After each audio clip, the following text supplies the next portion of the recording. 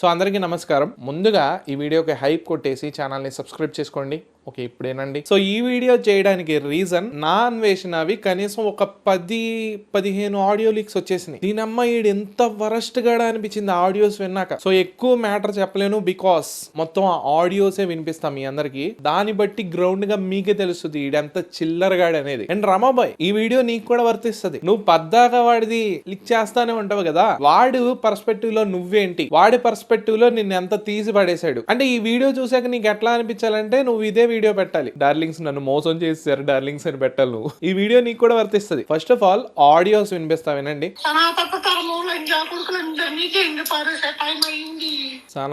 ధర్మం కొడుకులందరినీ ఇంగిపారేసే టైం అయింది. చాలా బాగుందంట ఈ సంవత్సరం. నాది ఆదాయం 14, వ్యయం 2 రూపాయలే.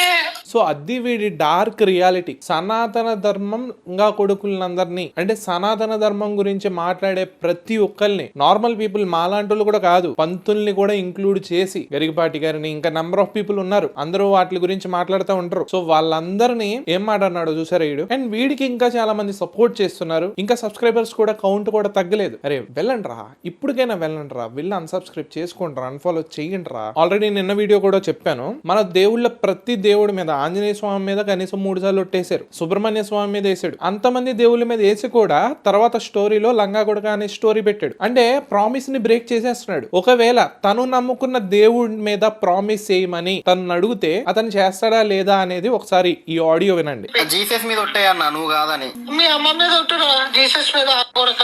నేను హిందువులైతే జీసస్ మీద ఎందుకు కొట్టొస్తాను. సరే, రాముడి మీద ఒట్టాయి. రాముడి మీద ఒట్టు. ఆ మెయిల్స్ నువ్వు పెట్టలేదా? నాకెందుకురా? సో ఇక్కడ హిందూ అయినా హిందూ కాకపోయినా what ever it may be, రాముడి మీద అయితే అబద్ధపు ఒట్టు వెయ్యొచ్చు, బట్ జీసస్ మీద అబద్ధపు ఒట్టు వేయడు because is cult Christian. So వినండి, ఇంకా వినండి. నాకు ఎంటర్టైన్మెంట్ కావాలా? లాస్ట్ టైం అయితే విద్యు చందు గారు ఇచ్చారు, ఇప్పుడు ఎవరు లేరు. ఎవరిని క్రియేట్ చేసినా పూగలు అవుట్ అయిపోతున్నారు. నాకు స్టాండర్డ్ గా 41 డే ఉండేవాళ్ళు కావాలి, ఉండేవాళ్ళు. సో ఏమన్నాడు విన్నారా, మనోడికి ఎంటర్టైన్మెంట్ కావాలి అంటే ప్రతి ఒక్క కాంట్రవర్సీని స్టార్ట్ చేసేది దానికోసమే. మనోడు ఏదో ఉద్ధరించేద్దాం, ఏదో అమ్మాయిలకి స్టాండ్ తీసేసుకుందాం, అమ్మాయిలకి ఫ్రీడమ్ తెచ్చేద్దాం, అయ్యేమీ లేవు మైండ్ లో. ఎంటర్టైన్మెంట్ ఒకటి కావాలి, ప్లస్ ఎంగేజ్మెంట్ కావాలి, రీచ్ కావాలి. దానికోసమే మనోడు ఇంకా చేస్తా ఉంటాడు. అరే రమాబోయ్, ఇది నువ్వు వినాలరా అంటే ఓకే, వాడిది ఇష్టం కదా, వాడిది ఏమిచ్చాడో తెలీదు, ఎంత డబ్బులు తీసుకున్నావో కూడా తెలియదు కానీ. సో ఒకసారి ఆడియో విను. అన్నాడు ఎర్రిపు కదన్నా, అవును కొండెర్రిపు కాడు అన్న. వాడు ఏందన్నా, నీ పేరు వింటే చాలు ఫేస్ చేంజ్ అయిపోతుంది. అడు బండ్ల గణేష్ పవన్ కళ్యాణ్ ని పొగిడినట్టు పొగుడుతాడు నిన్ను. మొదలో వదిలేలే ఎందుకు మొదలో గాయక నుంచి రమాబాయ్ అర్థమైంది కదా ఎవరు ఎలాంటి వాళ్ళు. సో నువ్వు ఒక వీడియో పెట్టాలన్నమాట, డార్లింగ్స్ మోసం చేశారు డార్లింగ్స్ అని వీడియో పెట్టాలి. నీకు ఇంకా రోషన్ లేదనుకో, నువ్వు ఇంకా అది ఇచ్చేస్తానే ఉన్నావు అనుకో, ఓకే రియాక్ట్ అవ్వమాకు, ఇంకా కూడా రియాక్ట్ అవ్వమాకు, అతన్నే సపోర్ట్ చేయి. బికాజ్ నీకు అంత రుచి అయిపోయింది కదా మనోడిది, వదలలేకపోతున్నావు కాబట్టి నువ్వు ఏది చేసుకుంటావో చేసుకో.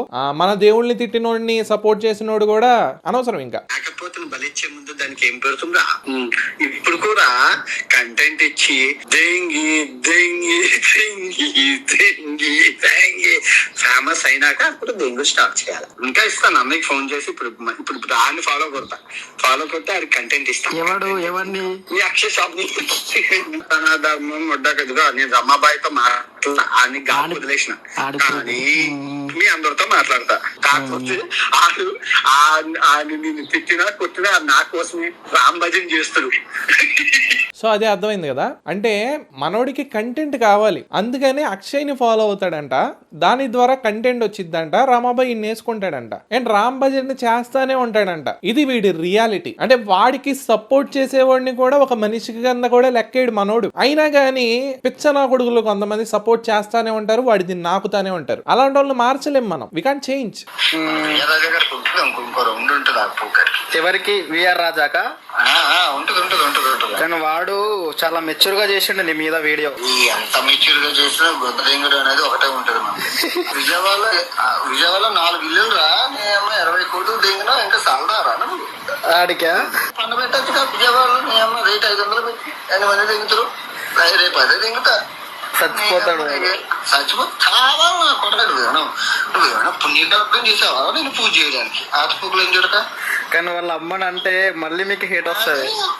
బ్రో ఆ మునకాకుండా అబ్బాయి తెంగుతాను అబ్బాజాన్ని. అంటే అమ్మల దగ్గర దాకా ఎందుకురా పోవడం? పండ పెట్టాలి అంటే మీ అమ్మని అట్లా అంటే నువ్వు ఊరుకుంటావా? ఐ మీన్ నీకు ఎట్లా అనిపిస్తుంది? వేరే వాళ్ళ అమ్మని ఎవరినైనా కానీ ఎవరిదైనా అమ్మే కదా, అట్లా అనడం కరెక్ట్ కాదు కదా. అండ్ వీడికి ఎన్నిసార్లు చెప్పినా సిగ్గు రాదు, ఎందుకంటే వీడు ఒక పెద్ద లంగాగాడు. ప్రపంచాలు తిరిగేటం నాకెంత ఉంటుందిరా? నేనేమన్నా నీ లెక్క గూగుల్ చూసి చెప్తానా? ఏంది చూసి చెప్తా, అక్కడ అంతకు చూసి తెలుసుకొని చెప్తా. నీ లెక్క గూగుల్లో చేసే అత్యాపారం కాదు కదా అది. సో ఎట్లా మాట్లాడుతున్నాడో చూసారా? అంటే మొత్తం ప్రపంచం అంతా తిరిగేశాను, అన్ని నాకే తెలుసు అన్నట్లు మాట్లాడతాడు కానీ నా బొచ్చు తెలిసి వీడికి. అంటే వీడు చేసింది ఏంటి? తిరిగాడు కరెక్టే కాదంట్లా, గ్రౌండ్ రియాలిటీని చూసాడు అనేసి ప్రూఫ్స్ ఏమైనా ఉన్నాయా? ఎట్లా ఉంటది? ఒక ప్లేస్కి వెళ్తాడు, ఆ క్యాపిటల్ సిటీకి వెళ్తాడు, అంతేగాని వీధి వీధి తిరిగేసి అక్కడ మొత్తం జనాలు ఎట్లా ఉంటారు, అక్కడ ప్రాబ్లమ్స్ ఏంటి అన్ని వీడికి తెలిసిపోతాయా? లేదంటే వీడేమన్నా కలియుగ దేవుడా?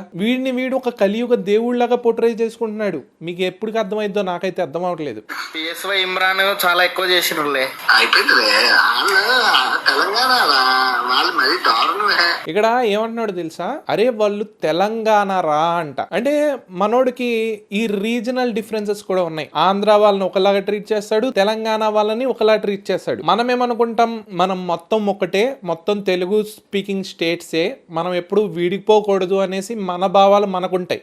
మనకి ఎన్నైనా ఉండొచ్చు, బయటోడు ఎవడైనా వస్తే చెక్కేస్తాం, అది అందరికీ తెలుసు. మనం మాట్లాడేది తెలుగే. అలాంటి భావాలు ఉండవు వీడికి. ఆ రీజనల్ డిఫరెన్సెస్ ఉంటాయి. మన ఇద్దరిని వేరు చేసి మాట్లాడుతున్నాడు వీడు. అండ్ వీడికి ఇంతమంది సపోర్ట్, ఇంకా సపోర్ట్ చేస్తానే ఉన్నారు. రే తెలంగాణ రా అనేసి ఎంత చీప్ గా మాట్లాడాడో చూడండి తెలంగాణ పీపుల్ మీకే. అండ్ ఇంకా తెలంగాణ వాళ్ళు వీడిని సపోర్ట్ చేస్తున్నారు, వాడిని ఫాలో చేస్తున్నారంటే ఆ రీల్ వాళ్ళకి షేర్ చేయండి అబ్బా, మీ తెలంగాణ ఫ్రెండ్స్ కి షేర్ చేయండి.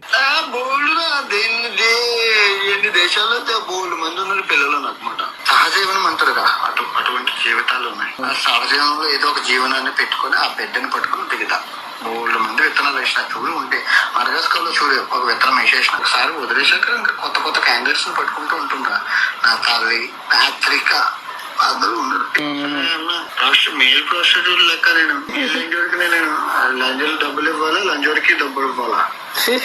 రకం జాతి, కొత్త రకం జాతి. లంజోడుకులకి డబ్బులు ఇవ్వాలా. 5 నిమిషాలు తింటావా, 10 నిమిషాలు తింటావా, వైగ్రేషన్ తింటావా, కొండ మీట తింటావా, గుదిలో తింటావా, ఏం చేస్తావు? ఏదో ఒకటి చేస్తాం మేడం. దానికి ఒక రేటు, దీనికి ఒక రేటు, అదొక రేటు. అదే ప్రాస్టిట్యూట్.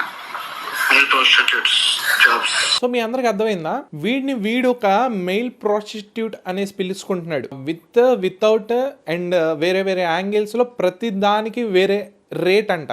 అండ్ మడగాస్కర్ లో ఒక విత్తనం ఉందంట మనోడికి. అండ్ వీడు ఎట్లా ఆబ్జెక్టిఫై చేస్తున్నాడంటే ఉమెన్స్ ని, ఉమెన్ ఒక వస్తువు లాగా. అంటే ఒక కంట్రీలో ఒకళ్ళు, ఆ తర్వాత మళ్ళీ వదిలేస్తాం, మళ్ళీ వేరే కంట్రీలో మరొకళ్ళు. అంటే మీరు జస్ట్ ఒక ఆబ్జెక్ట్ అనేది వీడి ఫీలింగ్. అంటే మీరు ఒక వస్తువు, వాడుకుని వదిలేసే వస్తువు అనేసి వీడి ఫీలింగ్. అండ్ వీడు మీ ఎంపవర్మెంట్ గురించి మాట్లాడతాడు. ఆడవాళ్ళు బయటికి రావాలి, ఆడవాళ్ళకి ఫ్రీడమ్ లేదు, ఆడవాళ్ళ ఫ్రీడమ్ గురించి మాట్లాడతారు. ఇంత దరిద్రపు అని ఇంకా ఫాలో చేస్తున్నారు, ఇంకా సపోర్ట్ చేస్తున్నారు కొంతమంది మహిళలు. ఐ డోంట్ నో ఇంకా ఎలా రా ఇలాంటి యదవని ఇంకా ఎలా రా సపోర్ట్ చేస్తున్నారు. డైరెక్ట్ పాకిస్తాన్ తమ్నేల్ వేసినావు ఏందన్న? డైరెక్ట్ అలీ గారికి పాకిస్తానేనా? సో తమ్నేల్లో ఆలీ గారిని పాకిస్తానీ అనేసి పెట్టేశాడు. బట్ నిజంగా అతను పాకిస్తానీనేనా అనేసి అడిగితే అయితే అవ్వచ్చులే అంట. అతనికి ఆల్రెడీ డిఫమేషన్ జరిగిపోయింది, ఒక పాకిస్తానీ అనే ముద్ర వేసాడు, తెలియకుండా డైరెక్ట్ గా పోర్ట్రే చేస్తాడు, అయితే అవ్వచ్చులే అనేసి ఇప్పుడు అంటున్నాడు. ఇలాంటి వాడిని బెట్టింగ్ ప్రమోషన్ లో మనం దేవుళ్ళ చూసాం. అండ్ ఆకాశానికి ఎత్తేశారు మీరు, నేను కాదు.